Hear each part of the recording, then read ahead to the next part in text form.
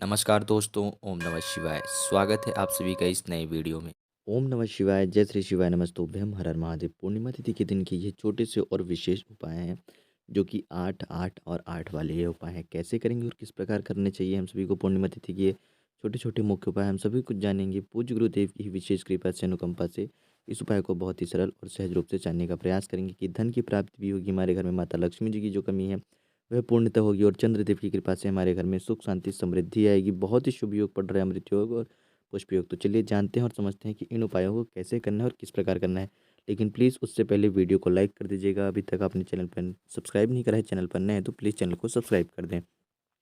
देखिए, अब आपको करना क्या है, हमें लेने हैं कुछ शमी पत्र। तो हम शमी पत्र कितने लेंगे, हमको लेना है 8 शमी पत्र और साथ ही साथ लेना है हमको शहद। शहद कितना लेंगे, हमें इतना शहद ले लेना है जितने में कि हम अपने सभी 8 के 8 शमी पत्रों को अच्छे से डुबो सके, यानी कि अच्छे से उसका लेपन कर सके शमी पत्रों का। तो आपने 8 शमी पत्र ले लिए हैं। इन शमी पत्र को आपने शहद से अच्छे से लपेट दिया है, या फिर कहें तो एक कटोरी में शहद भर लें और उसमें डुबो करके रख दें। यह क्रिया आप कब कर रहे हैं, तो इस क्रिया को आप करेंगे संध्या के समय पे, यानी कि शाम के समय पे करेंगे पूर्णिमा तिथि के दिन।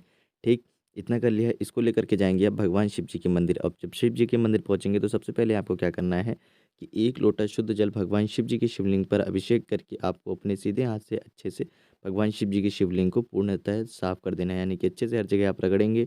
जल समर्पित करने के बाद उसी जल से और फिर अच्छे से आपकी शिवलिंग साफ हो जाएगी, यानी कि थोड़ा-सा जल समर्पित करा आपने आधा लोटा, फिर शिवलिंग को रगड़ा, यानी कि शिवलिंग को थोड़ा-सा साफ करा।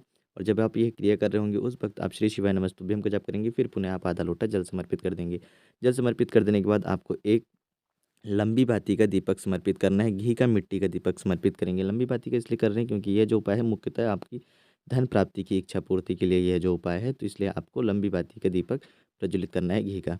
इतना कर देने के बाद आपको क्या करना है कि आपने दीपक प्रज्वलित कर दिया है, एक लोटा शुद्ध जल जलाभिषेक कर दिया। अब आपके पास जो शमी पत्र है जो कि शहद से लेपन किया हुआ है, शहद से मिश्रित, यानी कि अच्छे से लेपन किया हुआ जो शमी पत्र तैयार है, उस शमी पत्र से आप क्या करेंगे, भगवान शिव जी की शिवलिंग का श्रृंगार करेंगे। अब किन किन जगहों पर रखना है, तो आप जिन जगहों पर चाहें तो रख सकते हैं। जैसे कि विशेषता रखा जाता है तो माता सुख सुंदर के स्थान पे रखा जाएगा, कार्तिकेय जी के स्थान पे, गणेश जी के स्थान पे, माता जगत जननी के हस्त कमल पे, और फिर देखें तो हम भगवान शिव जी की शिवलिंग पे, यानी इन सभी। अब ये जो 8 शमी पत्र हैं, इन सभी 8 शमी पत्रों को जैसे कि आप समझ गए हैं किन किन स्थानों पर लेपन करना था, तो आप अपनी इच्छा अनुसार सभी स्थानों पर जहाँ भी आपको अच्छा लगे वहाँ पर चिपका सकते हैं।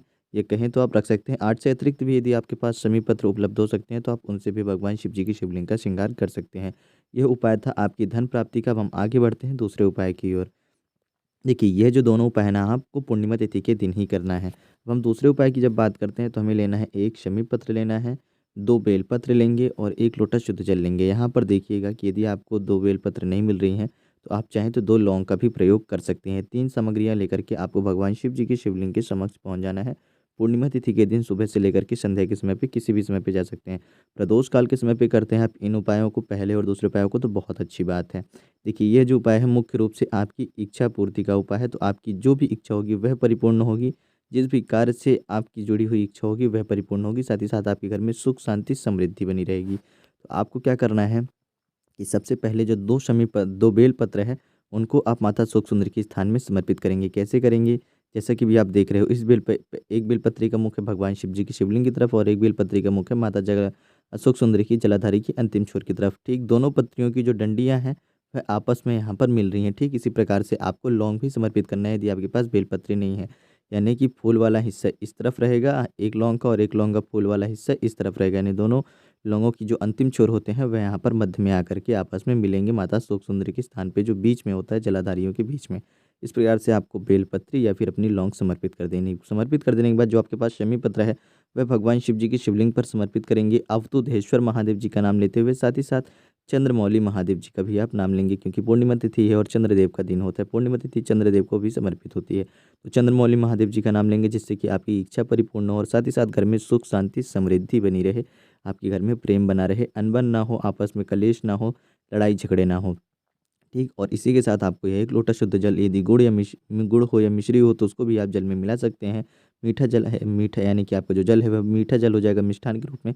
आपको वह जल समर्पित कर देना है। वह जल क्या होगा, यहाँ पर समझिएगा कि माता अशोक सुंदर के स्थान को वो स्पर्श करने से पहले वह जल स्पर्श करेगा भगवान शिव जी की शिवलिंग पर चढ़ी हुई शमी पत्र को, जो आपके घर में शीतलता और शांति लाता है, उसी को स्पर्श करते हुए आपका वह जल आएगा तो फिर इन बेलपत्रियों को कहें या फिलों को कहें स्पर्श करते हुए माता जगत जननी के हस्तकमल को और माता सुख सुंदर के स्थान को स्पर्श करेगा। तो इस प्रकार से आपको ये संपूर्ण जल समर्पित कर देना है। ध्यान दीजिएगा कि आपको ये जल सबसे पहले समी पत्र के ऊपर ही समर्पित कर देना है, ताकि आपके घर में सुख शांति समृद्धि बनी रहे, प्रेम बना रहे, जिससे कि आपके घर में जो भी आपकी इच्छा मनोकामना हो वह परिपूर्ण हो और किसी भी कार्य को करने में आपकी कोई भी बाधा या कोई भी समस्या उत्पन्न ना हो। तो पूर्णिमा तिथि के दिन के ये दो छोटे छोटे मुख्य और विशेष रूप से उपाय थे जो कि आपको अवश्य रूप से करने चाहिए।